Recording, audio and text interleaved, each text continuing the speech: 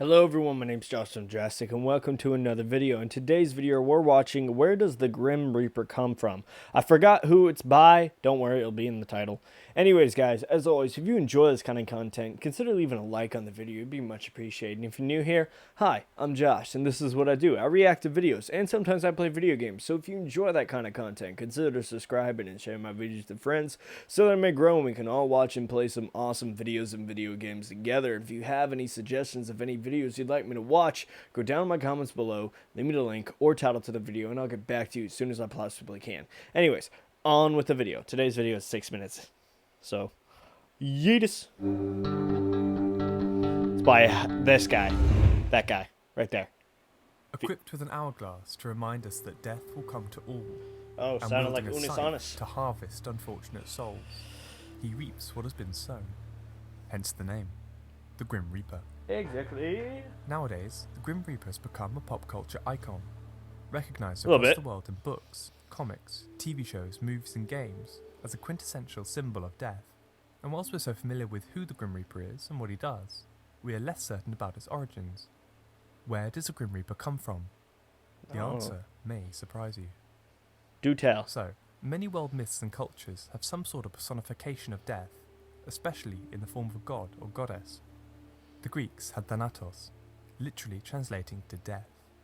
He is sometimes depicted as a beautiful winged man, occasionally cloaked in black and carrying a sword, but in later depictions, Thanatos appears as a little winged boy, similar to Cupid, this time who carries an upside-down torch, eerily representing a life extinguished. The Aztecs have Mictequehuatl, the queen of the realm of the dead, who rules the afterlife with Mictlantecutli, her husband. Hindu and Buddhist mythologies have King Yama, who rides atop a buffalo holding a lasso to drag souls into the afterlife. As Buddhism spread to the Far East, so too did he. In China, King Yama turned into King Yan, and in Japan as King Enma. But another common symbol for death, other than a god, is a spectral figure who escorts the living into the world of the dead. Look at these ancient North American cave paintings. They feature these otherworldly beings who are believed to represent spirits that accompany souls into the afterlife. I guess. And you may have heard of Charon in Greek myth, a hooded figure who ferries the recently deceased over the river Styx in their passage to the underworld. Yes. All for a fee, of course. And in Korean myth, there is the netherworld emissary, the Josung Saja. He's depicted as a strict bureaucrat, attempting to meet his busy quota of souls for the day. Now these personifications of death are along the right lines for the Grim Reaper, a figure that appears at the moment of death to take you away with him. So where does he come from? Well, it's not really the Bible, at least not as a cloaked skeleton wielding a scythe. Yeah. The Angel of Death, sometimes known as Azrael, is often seen as the strongest candidate. But the Bible doesn't really offer any physical description of the angel, no skulls and scythes in sight. And the Angel of Death's job is to kill people. The Grim Reaper doesn't really do the killing here. Perhaps the Grim Reaper is one of the 4 horsemen of the apocalypse mentioned in the book of Revelations. After all, Death, the final horseman of the apocalypse, is the only one that's actually named. But again, there's no physical description offered for a Grim Reaper. True. In Greek, the language of the original script, the horseman is actually named Thanatos, death, the same name for the deity of death in the myths of ancient Greece. Okay. And arguably, a closer inspiration for this biblical character. Would be looking like him. So instead of the Bible, there may be good reason to believe that the Grim Reaper comes from a series of folklores across Europe. In the Netherlands, there exists the Merge Hein, also known as the Beenderman, Bone Man. Similar to the Grim Reaper in looks, the Merge Hein is this skeletal figure who appears at times of death and pestilence. But perhaps the closest parallel comes from Celtic folklore, in a being known as the Ankou. An Ankou appears as a man or a skeleton, and it wears a cloak and often wields a scythe. Very interesting. And in some stories, it's described as a shadow, often atop of a cart, collecting the dead.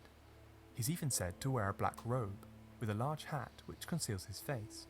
He's one of Death's henchmen, and his job ranges from protecting graveyards to collecting souls on Death's behalf. And according to a later Christian legend, the Ankou was the first child of Adam and Eve. From these figures, the modern Grim Reaper first emerged. It coincided with, and was likely caused, by a key event in the mid-14th century. Around 1346, a mysterious disease had arrived to Europe from Asia, and people were becoming infected by the millions. You mean the now known plague? as the Black Death? Yeah. It became one of the worst pandemics that has ever existed.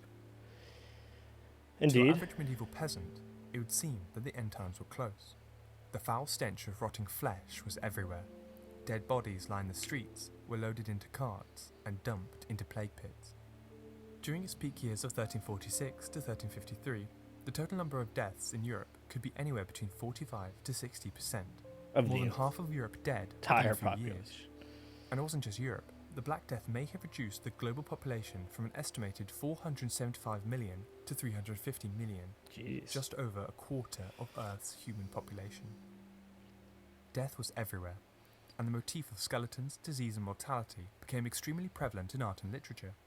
An idea known as the Dance of Death, or Danse Macabre, quickly emerged. Death became a personified and ever-present figure who did not discriminate between good or bad, rich or poor, holy or unholy. Kings and peasants were the same, and would just as likely join Death's gruesome dance. All this likely combined with those pre-existing figures of folklore, such as the Hain or the Ankou, and all were homogenized into one single skeletal figure, the Grim Reaper. And since then, the Grim Reaper made its way into the hearts, minds, and nightmares of everyday folk. So real or not is ultimately up to you. But in the case of the Grim Reaper, let's hope to never find that one out ourselves. Very interesting, not gonna lie, that's very interesting. So we really don't know where the Grim Reaper came from. We can only guess. Over the years, I guess he just kind of personified, as he said. Technically, I know what personification is. It's the humanization of inanimate objects or things, such as skeletons, or say this microphone started talking with a mouth and a face. You know, that's personification. You're personalizing something. Personalizing. That's funny. But anyways, as always, guys, I hope you enjoyed this. I enjoyed this. And yeah, stay strong, everyone. Stay safe. Wear your seatbelt, wear your helmet, wear your mask. Don't put the flashlight behind you. Don't look in the haunted mirrors. And as always, have a nice day.